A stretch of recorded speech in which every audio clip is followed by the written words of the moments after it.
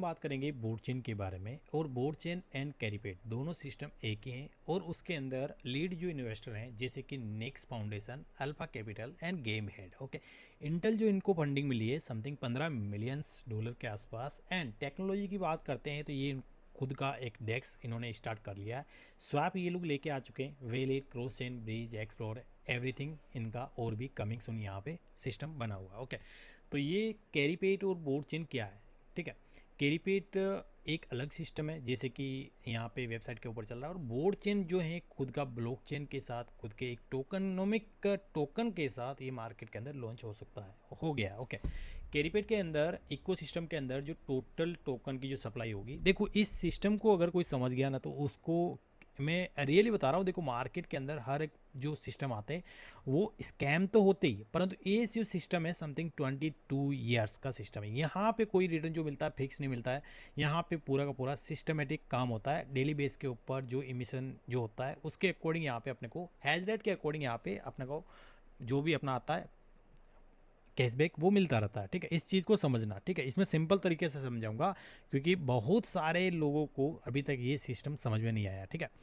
तो यहाँ पे इमिशन की अगर बात करते हैं तो डेली इमिशन 40,000 टोकन यहाँ पे निकलते हैं, और यहाँ पे रिडक्शन 10% एवरी 2 ईयर्स, यानी कि यहाँ पे 42% हैज रेट माइनिंग के अंदर जाते हैं, 18% पीओएस आउटपुट के अंदर, 35% डायनामिक रिवार्ड पूल के अंदर एंड 3% डाओ के अंदर। एंड इसके अलावा अगर बात करते हैं 2% फाउंडेशन के ऊपर, ठीक है।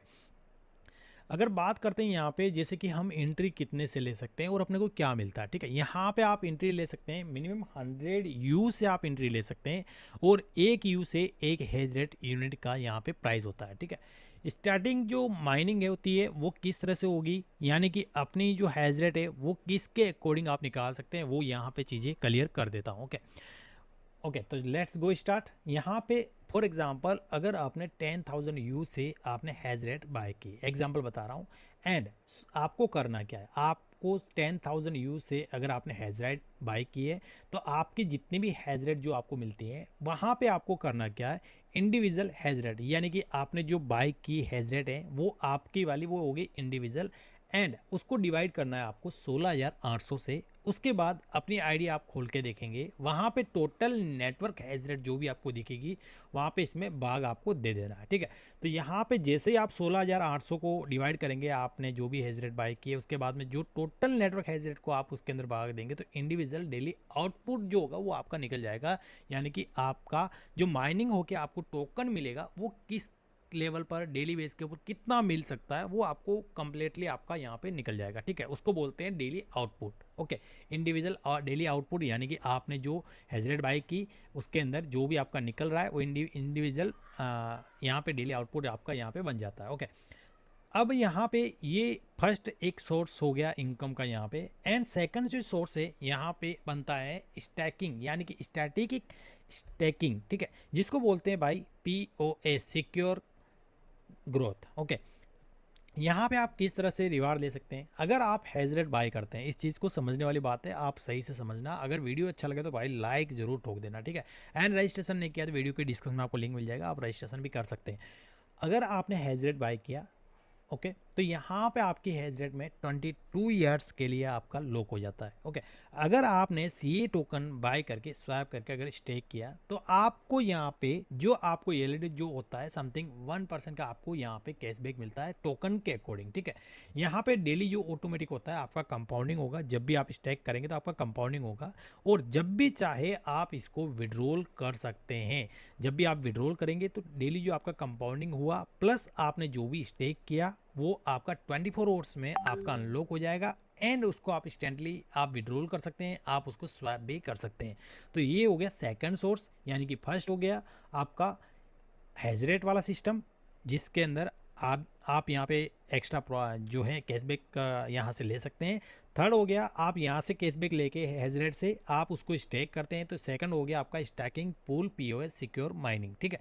सेकंड इनकम ये हो गया। अब थर्ड इनकम की बात करेंगे कि थर्ड इनकम किस तरह से काम करेगी, ठीक है।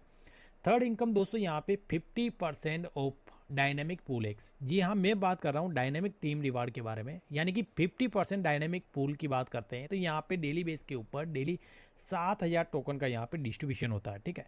7,000 टोकन का डिस्ट्रीब्यूशन होता है। इसके अंदर आपको अचीवमेंट करने के लिए क्या करना होता है, यानी कि आपकी पर्सनल वीकर लेग हेजेट कितनी होनी चाहिए, 3,000 यू की आपकी पर्सनल वीकर लेग आपका होना चाहिए, ओके।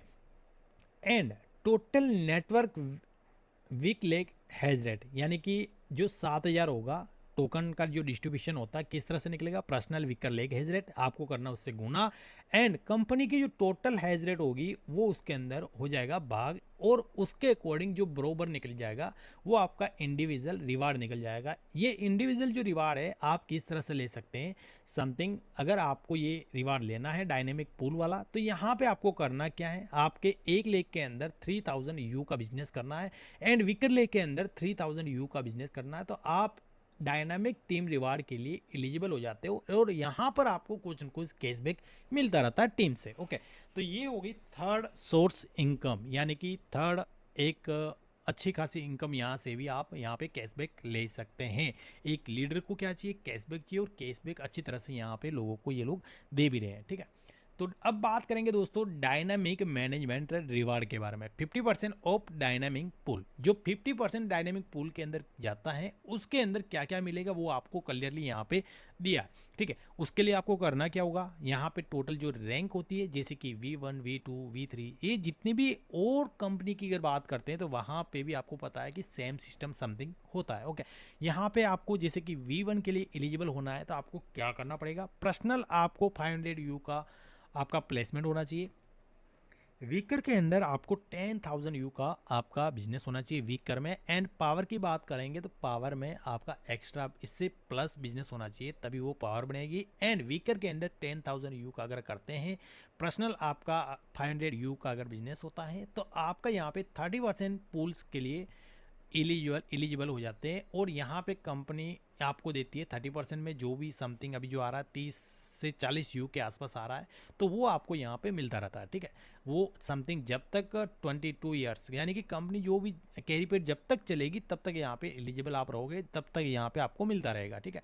तो इसी तरह से जो V2 है, V2 में भी आपको 1,000 यू का बिजनेस आपका खुद का पर्सनल होना चाहिए एंड 30,000 यू का आपको आपके वीकर में करना चाहिए और पावर में इससे प्लस का होना चाहिए, ठीक है। तो यहाँ पे 10% और एलिजिबल हो जाता है, यानी कि 30 तो आपको मिल रहा है, 10% और एलिजिबल हो जाता है तो यहाँ पे समथिंग जो एक सोर्स बना है समथिंग 100 यू के आसपास यहाँ पे आप एलिजिबल हो जाते हो, ठीक है।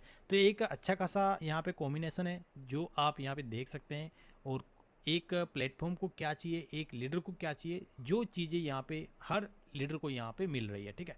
V3 के अंदर 15,000 यू की आपकी खुद की प्लेसमेंट होनी चाहिए और 80,000 का यू का आपका टोटल वीकर लेग के अंदर होना चाहिए, वीकर के अंदर, और आपका पावर के अंदर एक्स्ट्रा प्लस होना चाहिए। तो यहाँ पे 10% के लिए आप वापस एलिजिबल हो जाते हो, तो ठीक है। तो ये सेम सिस्टम जो लागू होता है V6 तक होता है एंड V7 के बाद में थोड़ा सा चेंज हो जाता है जो आप यहाँ पे आराम से देख सकते हो, ओके। तो यहाँ पे जैसे कि V7 में आपके नीचे कम से कम 5 मिलियन यू का बिजनेस होना चाहिए एंड V8 के अगर आपको बनना है 10,000 यू का आपका खुद का होना चाहिए और आपके नीचे 2 लेग के अंदर 2V7 होने चाहिए, तभी आपका सा यहाँ पे हम लोग कैशबैक रिवार्ड ले सकते हैं, ठीक है। और यहाँ पे और देख लेते हैं 10% रिलो inventory burn and 10% reduction every 2 years में 10% जो रिडक्शन होगा एंड वो होगा समथिंग 22 ईयर्स तक। लिक्विडिटी जो रिडक्शन है staking sector, private domain, traffic, community, team concern, जो भी आप सी एंड बोर्ड का जो सिस्टम है यहाँ पे आप यहाँ पे इसको आराम से पढ़ सकते हैं। बाकी देखो यूनिक सिस्टम है ये वाला, नोड का जो सिस्टम था जो पहले था। एंड अगर प्लान आपको सही लगा तो भाई वीडियो को लाइक करना, शेयर करना एंड सब्सक्राइब करना। एंड